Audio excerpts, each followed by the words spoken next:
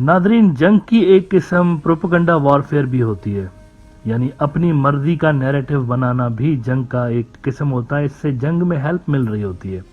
9/11 का जब वाकया हुआ तो इस वाकये को बुनियाद बना के अमेरिका ने एक परसेप्शन बनाई मीडिया के अंदर कि भाई हम जो है वो दुनिया में दहशतगर्दों के पीछे जा रहे हैं, और इस सिलसिले में उन्होंने आसानी के साथ कई मुल्कों के ऊपर इन्वेजन कर ली, और वो जो नैरेटिव बेच रहे होते थे आसानी से बिक जाता था वेस्टर्न मीडिया के अंदर।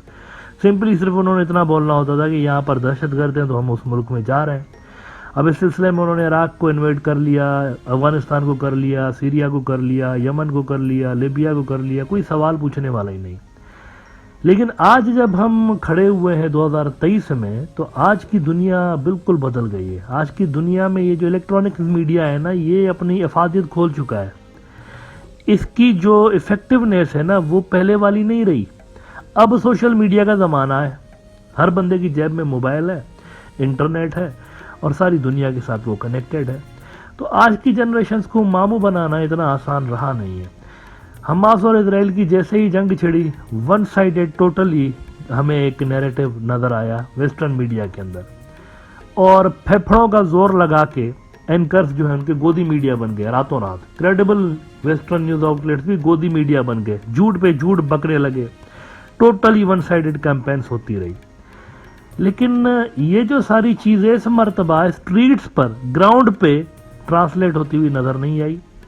इतने ज़्यादा शदीद किस्म के मुजाहरे दुनिया भर में हमें नज़र आए हैं फ़लस्तीन के हक में, खुद वेस्ट के अंदर, कि बहुत सारे मुल्कों की सरकारें परेशान हो गई हैं। फ़लस्तीनी जो हैं वॉर ऑफ नैरेटिव जीत चुके हैं, डिस्पाइट द फैक्ट के अरबों रुपए के पैसे वेस्टर्न मीडिया के मुंह में ठोसे गए हैं कि ये नैरेटिव फैलाओ, लेकिन वो नैरेटिव नीचे ट्रांसलेट नहीं हो रहा। इतने बड़े बड़े मुजाहरे रिसेंट पास्ट में हमने नहीं देखे वेस्ट के अंदर किसी कॉज के लिए हुए हों। अभी आपको कुछ वीडियोस दिखाऊंगा मुख्तलिफ मुल्कों के, जिसमें आप देखिएगा कि इतने भरपूर प्रोपेगेंडा के बावजूद भी कितनी बड़ी बड़ी रैलियां और प्रोटेस्ट इनके हक में हो रहे हैं, फ़लस्तीनियों के हक में। यूके, फ्रांस, जर्मनी समेत और इटली समेत मुख्तलिफ मुल्कों ने तो अपने उसूल भुला के, और वो जो उनका ट्रेडिशनल एक नारा होता था ना, freedom of expression, freedom of speech, कैसे ढकोसले होते थे इनके, सारे भुला के बैन लगाना शुरू कर दिया है। फ़लस्तीन का झंडा कैरी करने पे इतने साल का बैन है, फ़लस्तीन के लिए स्पीच करने पे इतने साल का बैन है, तो उस पर मजीद वो गंदे हो रहे हैं कि क्या हो गया रातों रात। ज़ायनिस्टों के चक्कर में हमारी डेमोक्रेसी जबरदस्त हो गई, यानी हम बात भी नहीं कर सकते। ये तो डिक्टेटरों के अंदर होता है, और आप तो सारी जिंदगी डिक्टेटरों के खिलाफ बात करते हैं कि हम तो वेस्ट वाले ओपन है, लिबरल हैं। तो अब क्या हो गया, एक खास नैरेटिव को प्रमोट कर रहे हैं, दूसरे को दबा रहे हैं।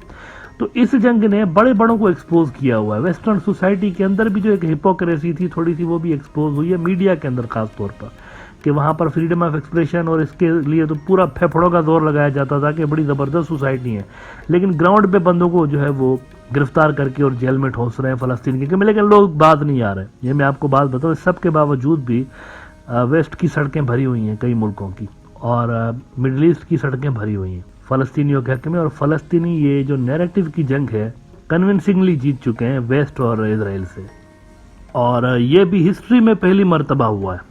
ऐसा कभी नहीं हुआ कि वेस्टर्न मीडिया ने कोई इशू छेड़ा हो और उस पर उनको पसपाई का सामना करना पड़ा हो।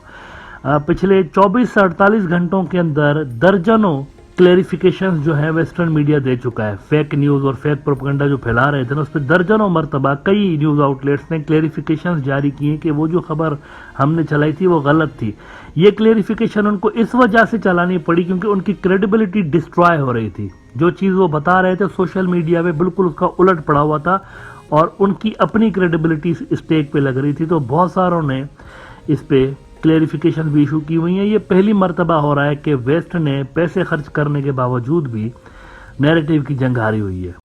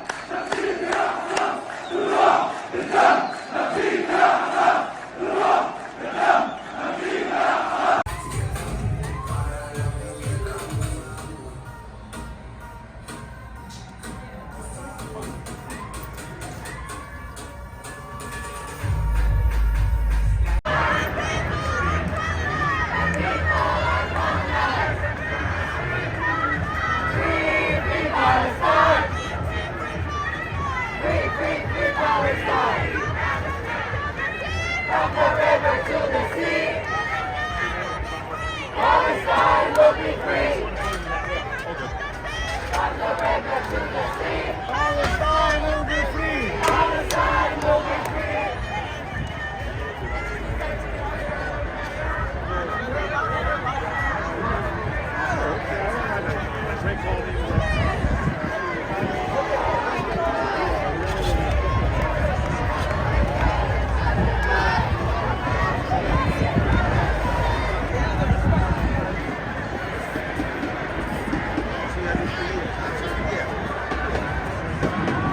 So I got on in our job in 95. I had the free for 2.5 years good times.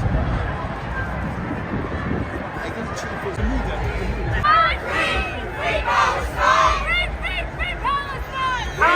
Free Palestine!